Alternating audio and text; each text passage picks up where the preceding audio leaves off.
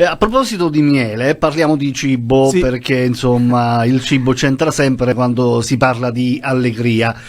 Cosa succedeva negli anni 60, 1960, 1965? Succedeva che insomma c'era poco da mangiare. Cioè, ma tu come fai a ricordare tutte queste date? Veramente Io ho una mente eccelsa, non mica c'ho la chitarra in mano. hai l'hard disk in testa. Allora dicevamo, c'era poco da mangiare e quel poco che c'era da mangiare doveva essere valutato o rivalutato. Sì, E così infatti nacque. si usava il pavone da mangiare, no? Sì, anche Rita Sì. Pavone. si Aspetta, no, mi sono...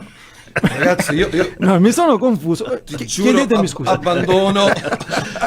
Il pavone c'entrava, anzi la pavone c'entrava, ma non la mangiavano, anche perché Ma insomma. tu lo sai che io racconto questa curiosità, Sì. anche se non interessa a nessuno. Io da piccolino sono andato al circo con la mia classe, parliamo di terza elementare, quarta elementare, e guarda caso... È stato prima della seconda guerra mondiale, quindi.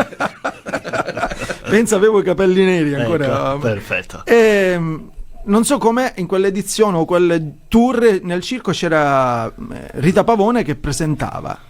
E mi ha chiesto ha chiesto qualcuno del pubblico, io da piccolino ero molto sbirulino come Sì. Rita, se qualcuno che volesse cavalcare un pony, e io mi sono precipitato e quindi ho conosciuto Rita, mi ha anche baciato. Sì, quindi io posso dire no, è giusto. Abbiamo capito, ecco, gli effetti Collaterali.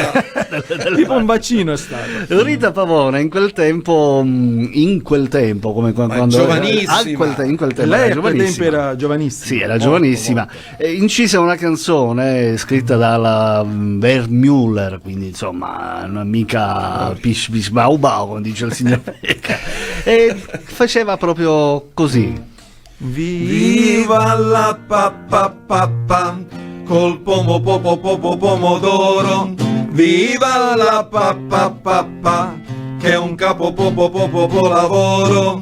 Viva la papà col pomodoro. La storia del passato ormai ce l'ha insegnato che un popolo affamato fa la rivoluzione. Ragion per cui affamati abbiamo combattuto, perciò buon appetito, facciamo colazione. Viva la papà col pomodoro.